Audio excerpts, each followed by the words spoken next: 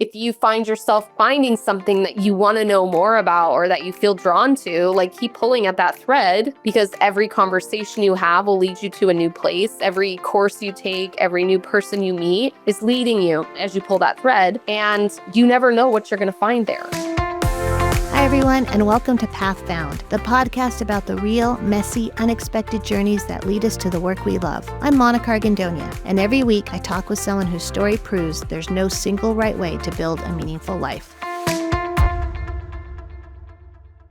Hi, everybody, and welcome back to Path Found. Today's conversation is one of the most honest and layered stories I've had the privilege of sharing on this show. My guest, Londa Jensen, has followed curiosity across countries, careers, and identities, often without a safety net and never with a 5-year plan. This episode is for anyone who has ever felt lost, behind, ashamed, or unsure, and kept going anyway. Here's my conversation with Londa Jensen. So, welcome today, and I'm super excited to have you on the show. I always begin with, what were you like in high school? In high school, I was weird. I didn't fit in a traditional box. So I was like president of the National Honor Society, and, I was in DECA, the marketing club. I was also in ROTC. So once a week I had to wear that green uniform. And I was just always marching to the beat of my own drum. Whatever I found to be interesting, I pursued. And what happened is that when I was in high school, we had the internet finally, and they had this thing called Streetwise, which was this way for you to promote bands. And so when I was in high school, I started promoting rock bands. And so what they would do is they would send me this big box of swag, which was just stickers and demo tapes and all this stuff. And so, I would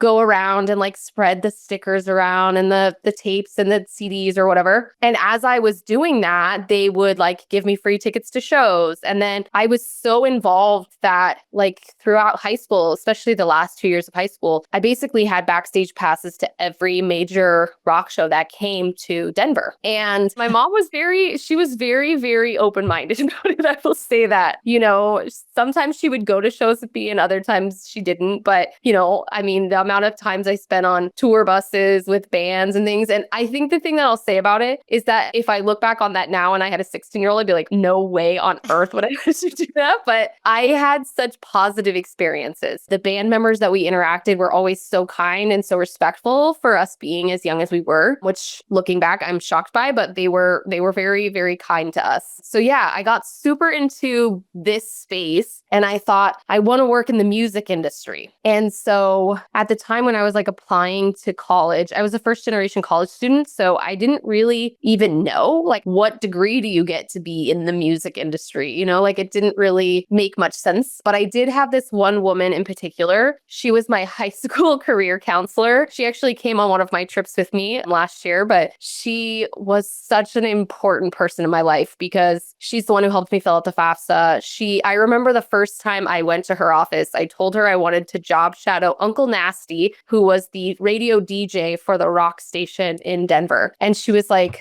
okay. And she drove me there. She went to the job shadow with me. She stopped and got me Krispy Kreme donuts on the way. It was a core memory for me. She helped me apply to colleges. She helped me figure out where would I want to go to college. She helped me fill out scholarship applications. She was just a really, really important person in my life at that time. And so I decided that I would study business, which would I go back and change that? Perhaps, but I studied business administration and I ended up receiving a full ride scholarship to USC, which was incredible. I was on their topping scholarship, which is for first generation students. And so that's kind of what happened. That's how I got to that was my first leg of the journey. And then it changed so much from that point because once I got to USC, first of all, I had no idea what I was doing. There was just so much. It's such a huge university. There were just so many things going on. I was very lucky because that scholarship offered a lot of support for first generation students, which I think helped me be successful at school. But I realized I hated business because I had no idea there would be so much math. I did not sign up for that in my head. But while I was going through my business program, I had lots of different jobs on campus. So I worked at the volunteer, the alternative spring break trip in the volunteer center. And then when I was living in Los Angeles, I met all of these Arab people. I went to a hookah bar for the first time. I met all these Arabs. I am from a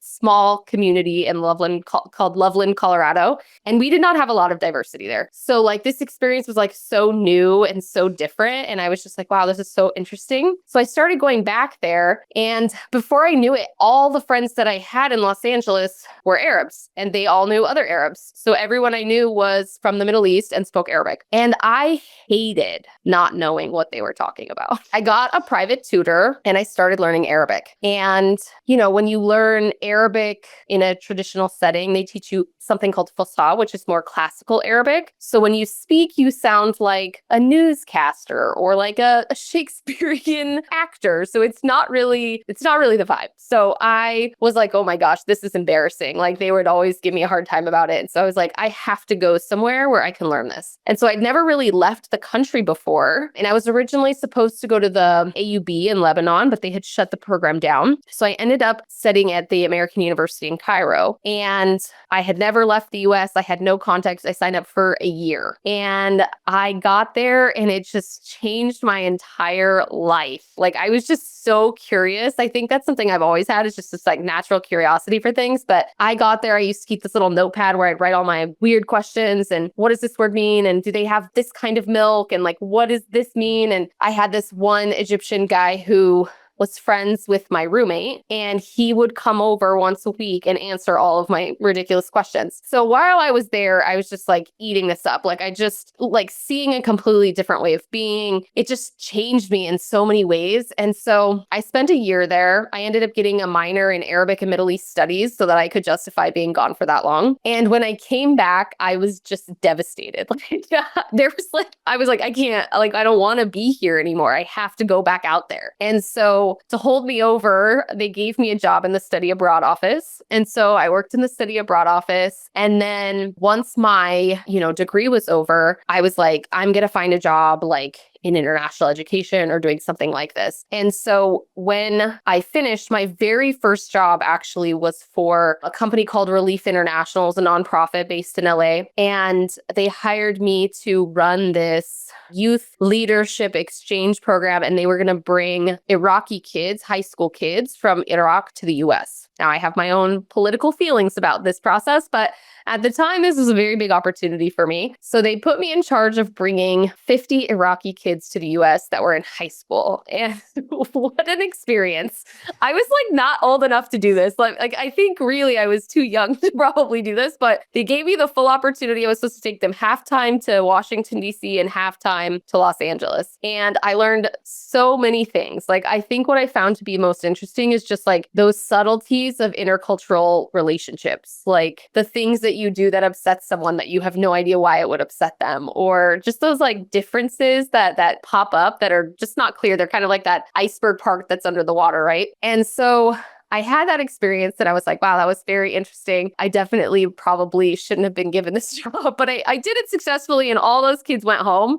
And there was this experience though that we had on that trip where they met with the State Department. And some of the messaging of that experience I found to be quite upsetting. Like the kids are asking, like, what do you know about our country? And it was like, we know how many schools you have and how much electricity you use. And I just found that like so disheartening, post-war. And so What year is this? this is 2007. Okay. So in 2007, I had that initial experience and I was like, wow, this is really a powerful experience. And then I was kind of, flipping about. Like I took a job where I helped bring students mostly from China to the US. So like kind of the opposite direction, normal study abroad, right? From sending students from here outside. This one was more about bringing students from outside inside. And they were also high school. So they were placed with like host families and things like that. And so I did that for a while. And then I was like, okay, I want to teach English abroad. So I started looking for teaching English certification programs and I found one in Thailand and I was like set to go. And then anti-government protesters seized the Bangkok airport. And so I wasn't able to go. And so I rerouted back to Egypt, which had my heart from the time that I had spent there. So I got my TOEFL certification there. And then while I was there, I found a job to teach in Iraq. And I was like, this is my opportunity to be able to see what those kids meant when they said, what do you know about the place we live live in. And so much against everyone's better judgment,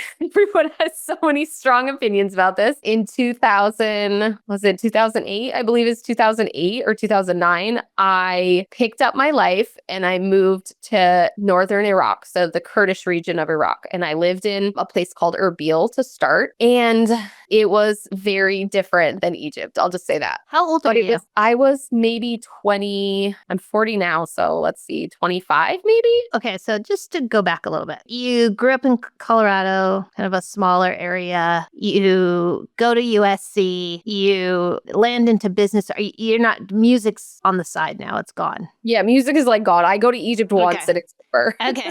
And then you go to Egypt junior year, was it? Yeah. Junior year. Okay, so you're like 20-ish? Yeah. You go for the whole year, changes your life. You come home, finish your degree, so you stayed in LA. Yeah, I stayed in LA and I had a couple different jobs. One was in the Relief International was in LA, and then the other one with the students from China, that one was like in Rowland Heights. So it was like the suburbs of LA. Yeah, okay. This is fascinating. Yeah, I mean, good for you. I mean, it seems like every opportunity that just appeared, you took it. Like you're like, yeah, let's do it. Let's try this. I mean, I did. But fearless. Yes, I would say it was very fearless. That's a really polite way of putting it at the time. But yes, I was fearless. So I took this job and I wasn't even sure if I was going to like it. Like, let me be frank. I was like, I don't even know if I like children, but I was like, I'll give it a try. And so they placed me with middle schoolers to start. And I think I cried every day. It was so hard. And, because in my mind, I'm like, I want to be like, treat you like an adult. I give you respect, you give me respect. Like, just very like casual. But culturally, that's not really the style of the relationship between teacher and student. It's more intense. It's more authoritarian, I would say. And so, the other teachers, like my boss and stuff, would be like, you need to be more aggressive. And I just could not do that. But then one day I tried it, I've got all these kids who like won't listen, won't pay attention. And then finally I start to be like what I would describe as mean, and then all of a sudden they're writing me letters like, we love you, Miss Jensen. And I'm just like, this is so bizarre. So maybe like a couple months into that experience, there was like a weird experience that happened there that I probably not share about, but the head of the school decided to move me and my friend from Erbil to a totally different city. So they moved us from Erbil to Suleimani, and we were the first teachers there. Like the program in Erbil was pretty well established, but this one was like a brand new school. We were going to be the only American teachers there. And we said yes. And we did it. And it was weird, but I had younger students. So I taught second and third graders math and English. And teaching math to students whose first language is not English is quite a feat because you teach it in English. But I was in love with those students, like just in love. And I enjoyed teaching there so much. And so I stayed like an extra 3 or 4 months after my original year contract ended. And while I was there, I had this wonderful opportunity to meet some of the families of the Iraqi kids who I had brought to the US several years earlier. And like their families were like, you took care of our children when they were in your country. And now that you're here, we're going to take care of you. So they would like take me to, they were like very big on barbecuing. So we did a lot of barbecues. They would, dress me up in the traditional Kurdish style dress. Like they were just so wonderful. So after that, while I was in Iraq, I was just like realizing that if I really wanted a good job in international education, that I would need a master's degree. Like I just kept seeing it over and over again when I was applying for jobs. And so I was like, okay, I'm going to do it. And I had found a program that I was very excited about. It was an interdisciplinary program in intercultural relations through Lesley University. And I applied and I got in. And now I'm thinking, oh my God, I'm the first person in my family to go to college, but now I'm going to get my master's degree. This is crazy. Looking back on that experience, I feel like, those student loans were, I missed that learning opportunity when I went on the full ride scholarship. But I got that lesson on the master's degree program because those student loans felt so heavy after, having all this time after graduating undergrad and not feeling like I had to do things because of that. I was able to do lots of things. And so getting the master's degree, I was excited to do it. I thought it would really open up more doors for me. So I went and I did it and I loved it. Like I thought that program was amazing. We learned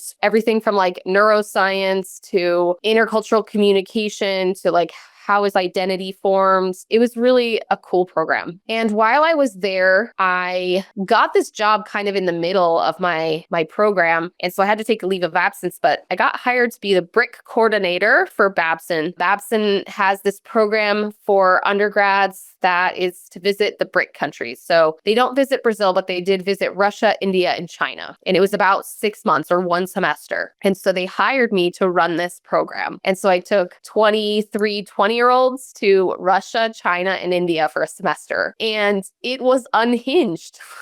It was completely crazy because I'm still very young at this point. I think maybe at this point I'm like 26, 27. I'm not much older than these students that I'm taking. So we went to Russia, we went to Moscow, we went to St. Petersburg, we went to Beijing, Shanghai, and then we went to Delhi. Did you have any training? Like, did they prep you at all for, like, how did you do this? No, they didn't really. I've always been kind of like I have a project management energy. So like I can plan a trip, I can organize things. And obviously I've been in my master's program taking these courses about like international education and things like that. So I have like some frame of reference. Mostly I have a frame of reference of like bringing these Iraqi kids and like the lessons I learned from that. But no, there's not really a lot of training in like how do you deal with students? Like how do you deal with when they're drinking too much or they're, rude or disrespectful? And so it was really quite an opportunity for me to figure out what kind of leader, I was going to be in these environments. And I made some good choices and I made some bad choices,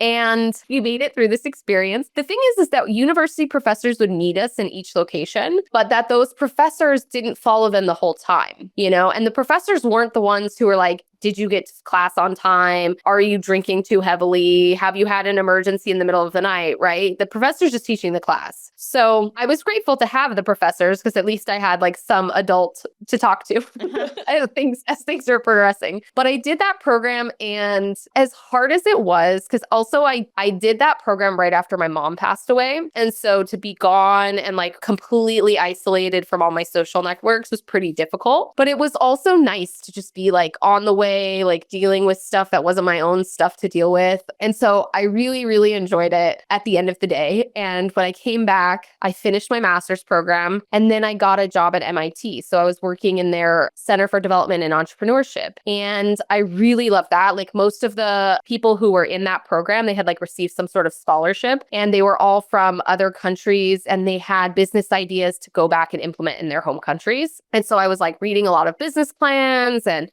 program managing for like the experiences that they'd have on campus. And I loved it, except that my boss, I did not love. He was not what I would pick as a person to be like my mentor and person who supports you in your career growth. He was pretty impatient. He was pretty rude. And, my mom taught me when I was young, like, if you aren't happy doing something, then you don't do it. She was just like, you shouldn't stay in a job that's terrible. Like, what would be the reason for that? She's like, you spend so many hours at your job, like you should at least like it. And so with a heavy heart, I quit that job and I moved home to Colorado with my dad. And man, did I feel like I had failed. I felt like, man, I did all these things and now I'm back in the place where I grew up where, everybody basically got pregnant and stayed. And now I'm back and I'm just like, like feeling a bit of failureness. But I used it as an opportunity to regroup and I started looking for jobs again. And I found like my dream job. And the universe felt like it had aligned in some crazy way because it was at the University of Texas at Tyler, which I, in my mind, would have never heard of or cared about or probably wanted to go to. But my career counselor from high school, when she was no longer a career counselor, she ended up working there. Oh. So I had this connection, like I knew about it. I knew she had worked there. And then when I called her and told her about the role, she said, oh my God, that's the role that my best friend when I lived there had, and she's moving on. See, you never know when when those people come back. Like, yes. I mean, it was crazy. It is, yeah. She was like, oh, Paul, the guy who's hiring? Yeah, I know Paul. And I was just like, this is crazy. So she called her people and put in a good word. And I got that job sight unseen, like never been to Tyler, Texas in my life. And I agreed to go to Tyler, Texas. Where's Tyler? It's between Dallas and the border of Louisiana. And they consider picture it behind the pine curtain, and it is quite a conservative place. So I moved there, and I remember when I got there, one of the students interviewed me for the newspaper and described me as eccentric. And I was just like, oh boy. Like, that's not what I was like expecting. I was hoping I'd be like much older, have more cats before someone described me that way. But I got this job running their GATE program, which was a global awareness through education program. And it was the coolest program ever. They had to create it because they needed something like it for their, I don't know, their licensing or, the things that universities have to do to keep their standing. And so they created this program that is essentially a 2-year program. So the students would come in as freshmen, and then the summer between their sophomore and junior year, the university would pay for them to go abroad for 6 weeks. Wow. And I was like, I'm obsessed with this idea because, one of the challenges with study abroad programs is that there's not a lot of training before you send them out. So like the experience that they have there could be anything. Like they could get a lot out of it, or they could just go there and party and hang out with other kids from the US, so there's not a lot of opportunity for you to like give them this training and invest in them in this way. So I loved this program. So through my program, I, taught intercultural communication and intercultural relations to them for these 2 years leading up. I had guest speakers from the places come and talk to them. And then we had like events on campus that I would host. Like it was amazing. Like I love this job so much. Like I, hosted volunteer opportunities and, cultural events on campus. And then I got to teach these students, and then I got to take them abroad for 6 weeks. Like this was a dream. Okay. It was a challenging place because for a university that had decided to do intercultural relations, like it was a place that clearly needed it because I faced so many weird things while I was working there, like I had a friend of mine, his partner had passed away, fell off the roof of a building and died. And because they weren't allowed to be married, he had no rights when he passed away. And it was like very sort of traumatic experience. And he made this movie about it. So he came to campus to speak. And when he came to speak, we had like prayer warriors and, we had students who were kind of aggressive and like followed us to dinner afterwards. I had to file like a Title IX violation. Like it was just kind of hard, but I also knew that it was really important because it's one thing to like preach to the choir, but it's something else entirely to be able to work with people who believe something different than you. And my philosophy through all of that was like, I'm not going to teach you what to believe, but I'm going to teach you to question why do you believe what you believe? Because I really just wanted them to have like strong critical thinking skills. So this job was my dream job. And if I could have stayed there forever, I would have. However, the university decided to close the program. They got their accreditation, and they didn't want to spend the resources on it anymore. And that's where things got weird and very dark. So when that was starting to happen, I got a phone call from a guy that I had worked with when I was in college. And at the time, he owned a test prep company. So he helped students prepare for SATs, LSATs, things like that. And he was like, meet with me in LA. I have a business. I really want your help. So I came to meet with him, and he was like, basically, it's cannabis. And he was like, cannabis is legal now. We have what do they call it? It was like a medical collective, and we have all the paperwork. And, I trusted this person, and this was so outside my wheelhouse. But then he also like flashed a number in front of my eyes that I could like barely comprehend. I'm thinking about the student loans in the back of my head. And I agreed. And man, did I learn some big lessons from that experience, because number one, I think it's very easy to take a job for financial reasons. It's very easy to look at that number and think like, wow, that's going to help me. I'm going to be able to buy a house, or I'm going to be able to pay off my student loans, or I'm going to be able to do whatever. But the question is, are you going to feel good about yourself doing it? And I discovered that I did not feel good about myself doing it. And while I wasn't doing anything particularly egregious, I was the operations manager. So I facilitated like tracking money and payments and ordering supplies and HR. Like it was like a normal job from my perspective and the way that I ran it, right? But one of the locations that we had, SWAT officers cut the gate, kicked the door in, and I was there with the grower, and he was just showing me like how things were going. We were having one problem in this room, or in the back room, we hear a sound, but it could be like our water pump. Well, anyway, 13 SWAT guys come in with guns and are like, get on your knees. And I'm just like, oh my God, like I've spent my entire life being a teacher.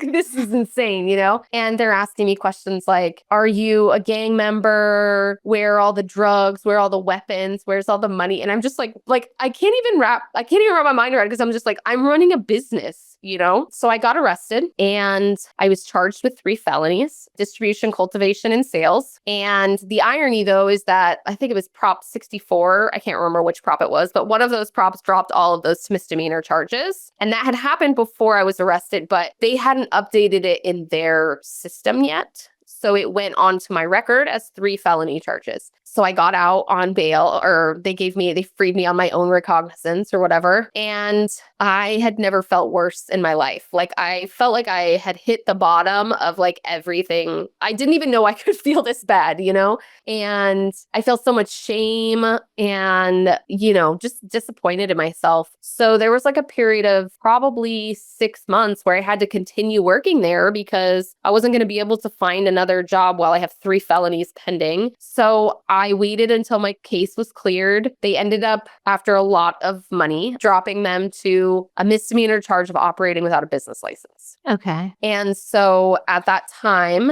I had recently was like about to get married, and my partner is not from the US. And so we were about to have to go through immigration, and I was going to have to be the financially responsible party. And so I'm just like, oh my God, everything's going to be fine. So I started applying for jobs, and I was like, I will literally, at this point in my life, I was like, I will do anything I needed to pay this bare minimum number of money so that I can be this person on paper for my husband. And so I probably applied to, I don't know, maybe 200 jobs. And I found this job that I don't think at any other time in my life may have piqued my interest, but because I had hit such a low point in my life and I was starting to like try to, you know, I've like made my first vision board, and I was just like, how do I change the place that I'm in? Because I don't know how else to get out of this, so I'll try anything. So I read this book called You Are a Badass, and I made my first vision board. And I remember the first thing on my vision board was, you are not a criminal. And I found this job at Manifestation Babe, and it was like, you know, assistant, Jill of all trades. And I was like, I can do that. So I applied for the job. And, you know, when I had the interview, one of the things that they had asked me to do in the interview was to plan a retreat to Bali. And I was like, oh, well, I could do this in my sleep. Yeah. So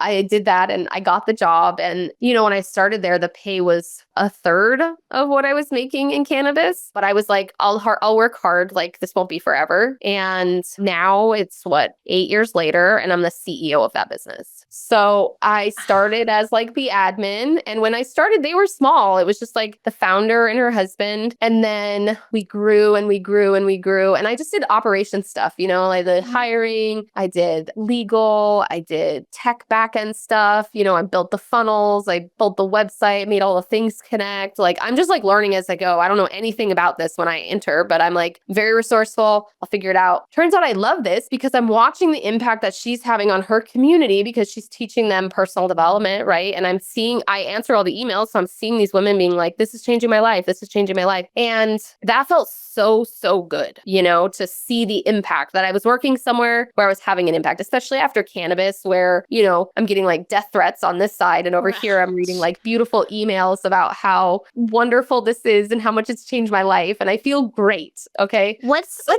time span here between cannabis and that? Yeah. Cannabis, I got arrested in 2017 and I started working at Manifestation Babe in February of 2018. Okay. All right. And so probably within a year and a half, they changed my title to COO. And then I grew a team of like 15 people. And then recently the owner has wanted to step back a bit. She had a baby, you know, she wants to just sort of focus more on home life. She's pregnant with another baby. So they asked me to step in and be the CEO. So I have been doing that. It's been really hard. And while this entire story isn't complete, like this chapter, I think that it may be nearing completion because while I've been at Manifestation Babe, I started my own business. And so I started a business called Manifested Adventures, and I basically create transformational travel experiences for women. And I took everything I know about international education, intercultural relations, identity, neuroscience, and I put them into these travel experiences because, you know, I believe that all these women who are wanting wanting to change their lives, they want to step into someone new or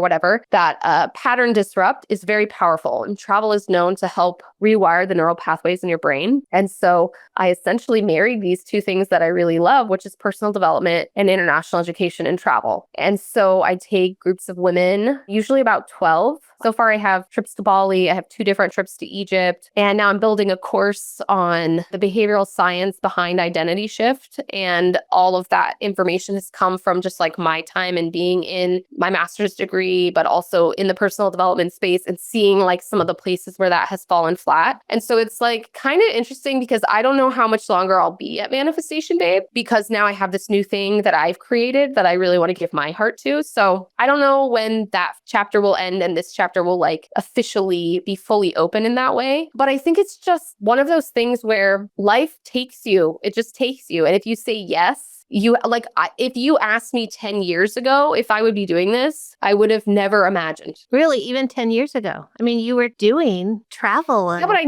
here's the thing. I always believed, like in all these roles that I had, I was always an operations person. I was like, I know how to execute. I can get anything done. And I always felt like I'm not a visionary. Like I'm not a big ideas person. I'm the person who will take your big idea and execute it, right? And so I had to like work through that belief because it turns out I can also be an entrepreneur.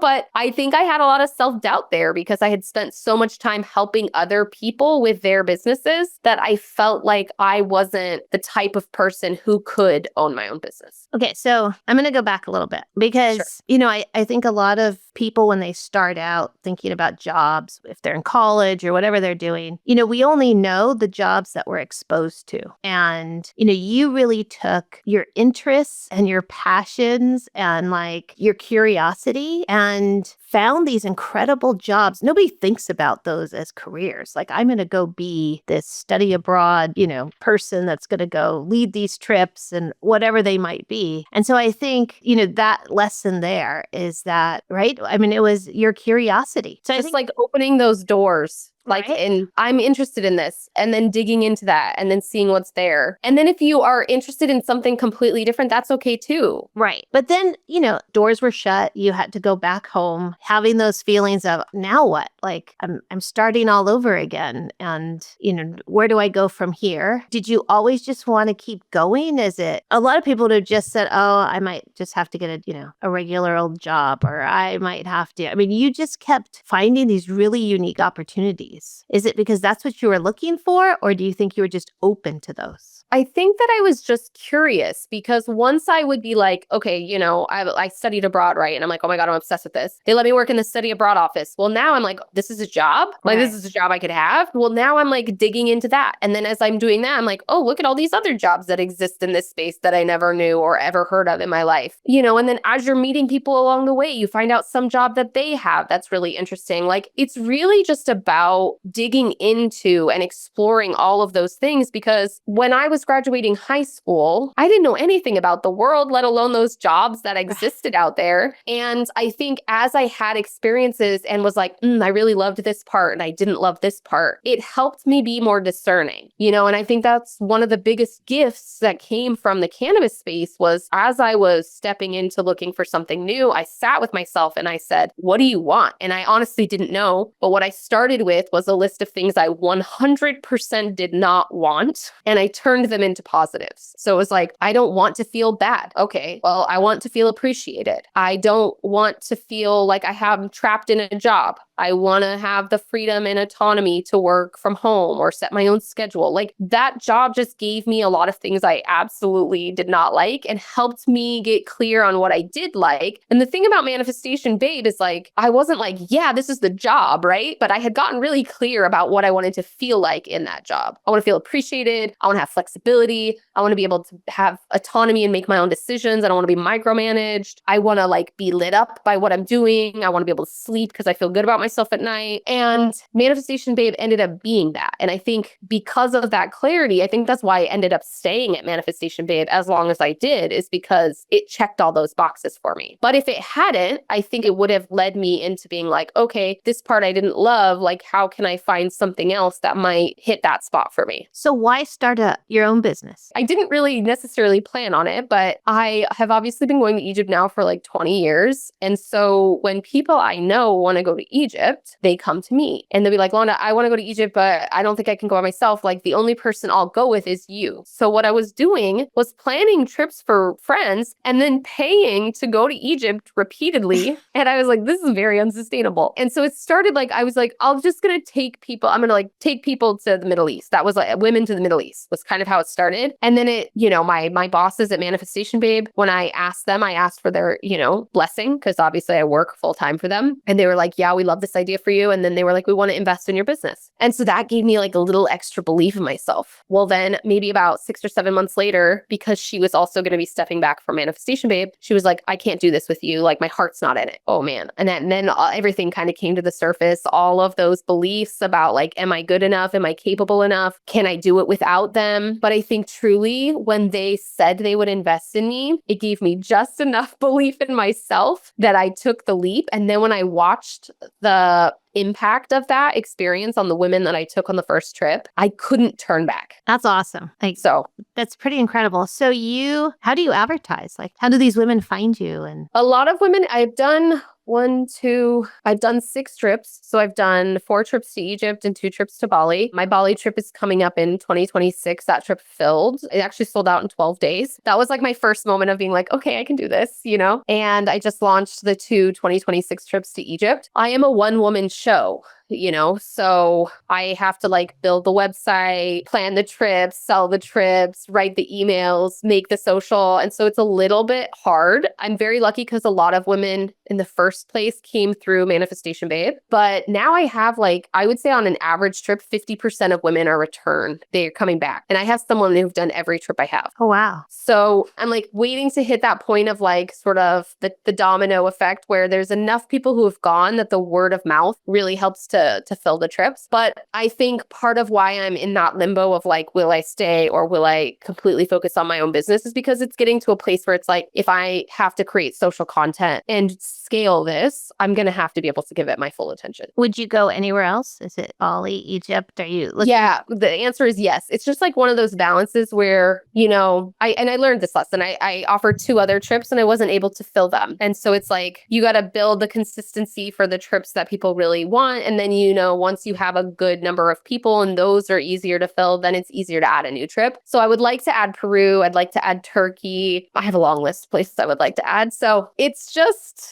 I'm growing it and scaling it as quickly as I can. But, again, running a full-time business and your own business, it doesn't get the amount of time that I would like to be able to give it. So looking back, would you have done anything different? I don't think so. Sometimes I say like I wouldn't have gotten my master's degree because it was so expensive, but that's not true because I really loved learning and I really loved everything I got there. And if I hadn't done that, I wouldn't have ended up in these places that I had ended up that like ultimately led to where I am now. And I think about that a lot with the cannabis because obviously it's very easy to be like, wow, I would go back and never do that. That was such a bad choice. But gave me a lot of clarity on what I actually wanted. It definitely taught me a lesson about money. Like there are some things that are not worth your soul. And it was the thing that led me into where I am today. Like, would I have taken this job in any other context? Probably not. Or started your own business. Exactly. So where do you see yourself expanding, making your business bigger? Yeah. I also think about other things I could do. Like, obviously, I'm very good at setting up systems and helping people build businesses. So that's certainly something I'm open to exploring. I also have like a weird side passion, which is like, and I don't even know what this is, something I just do as a hobby. But,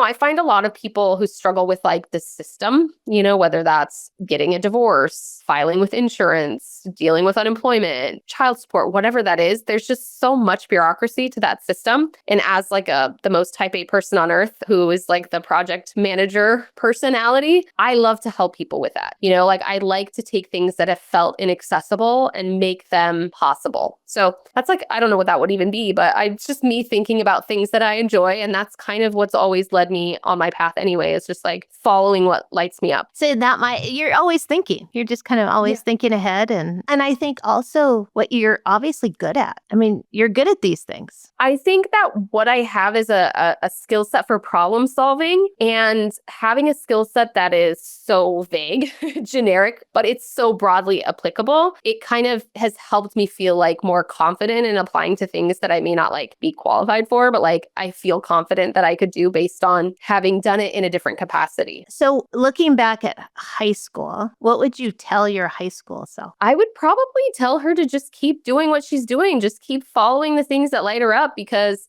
I remember being even younger than high school and I wanted to be a doctor. And I was reading medical terminology books. My mom was a vet tech. Like I was just like so excited about that. And then probably in middle school or high school, I watched her get a mole removed and I almost puked and fainted. And I was like, I'm out. I'm out. And so it would have been very easy at that point to be like, oh my God, and now I don't know what to do with my whole life. But it was like, wow, look at this cool thing. They're going to send me stickers and tapes and I'm going to like hand them out. And then, it's just like I followed the things that lit me up and made me excited. And I didn't get too attached to the end outcome. And I think, especially as a person who's obviously a planner, I'm like a project manager, a planner, I don't make 5-year plans. I see absolutely no benefit to a 5-year plan. I'll make 1 year, monthly, quarterly goals like it's my job. But 5 years? Why would I want to crush the magic of what's possible by planning 5 years out? I like that. Were you ever, you went to some really interesting places, politically charged, right? Just culturally very different. Were you afraid? No. Never afraid. Just never afraid. I think learning the language was really helpful for that part. But also, I think coming from a place with a lot of preconceived notions about everyone, right? Like when you grow up in a small white community, obviously you can see some of their beliefs and values. And for me, like that just never resonated. Like I just wanted to just know things. And I knew that knowing things came from meeting people who are different than I was. So for me, it was always like a sense of curiosity. It just all goes back to curiosity because when I was living abroad, like I had some uncomfortable experiences, but usually they didn't have actually anything to do with the people of the place I was in. But I think that I was just always really open to other people's perspectives. It just like, again, in Egypt, my little notepad, like, why do they have a bruise on their forehead? Why do the taxi cab drivers have really long pinky nails? It was just like, my mind is just like, what does all this mean? And so, no, at no point did I ever feel scared. I always just felt grateful to be there, grateful to the people who supported me in being there, who showed me the way, who taught me about the place I was in. What would you tell college students, people who are in college, figuring out what they want to do? Also, and I think you touched on this about the idea of student loans and having that, right? Maybe you would have made a different decision on a job because you didn't have that debt to pay off. Right? That kind of restricts you in some ways. But what would you tell college students about what do they do after college? How do they find their place? How do they find that job that fits them? Unless you want to do like a really specific thing, right? Like you want to be like a civil engineer or a neurosurgeon or something that where it's like, okay, you really need to kind of buckle down and focus and do that path because it's a long one. If you don't know, here's the other thing. It's like, it's never too late to do anything, right? But I think it's like, if you're at university and you take a class and that opens something for you, take another step further there. Because like, I know I took a class on like Russia and Islam in the former Soviet Union. That had nothing to do with business. It was obviously one of the elective courses, but it stirred something in my mind that I was more curious about. Did it also lead to me ultimately learning Arabic? I don't know, but it was like a part of it. Just like pulling at a thread, right? So if you find yourself finding something that you want to know more about or that you feel drawn to, like keep pulling at that thread, talk to your professor, ask him if he knows of an internship or if he knows anybody who works in a space or has jobs like that. Like you got to pull to your network and pull the thread because every conversation you have will lead you to a new place. Every course you take, every new person you meet is leading you as you pull that thread and you never know what you're going to find there.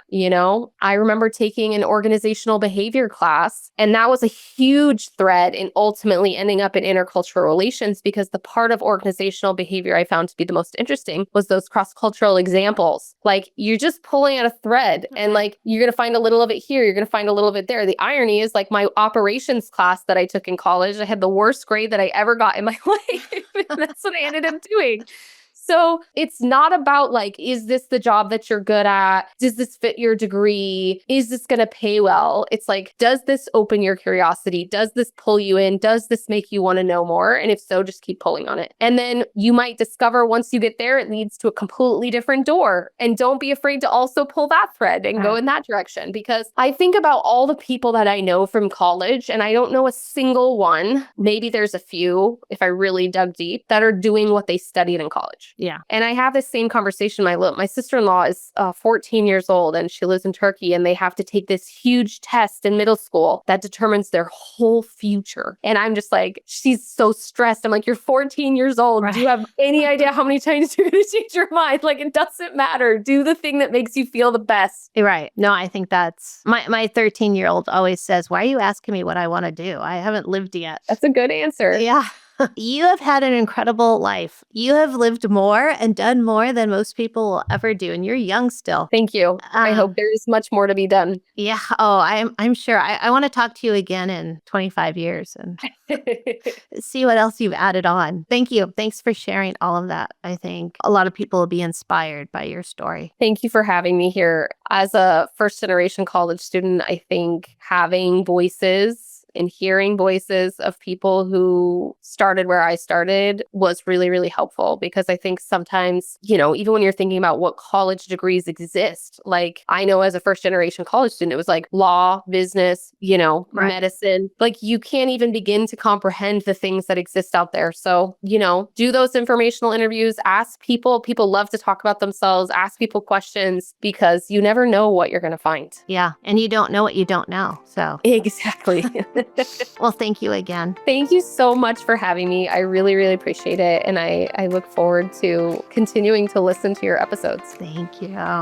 Thank you so much for listening to Path Found. If anything we talked about today connected with you or gave you a new perspective, we'd love it if you subscribed, left a review, or shared the episode with someone you care about. You can also find us on Instagram at Path Found Podcast. To explore more stories, resources, and ways to get involved, visit KeystoneNetwork.org. This podcast is just one part of the journey. At Keystone Network, we're helping young people and anyone figuring it out as they go build meaningful futures one step at a time. A huge thank you to my podcast editor, David Strutt. You can find him on LinkedIn for helping bring these stories to life, and to Elizabeth Miner at Silvermine Creative for the beautiful artwork and web design. And if you're on your own path, navigating the unknown, making a pivot, or simply figuring it out as you go, just know you're not alone. The route may not be linear, but there's always a way forward. I'm Monica Argandonia, and I'll see you next time on Path Found.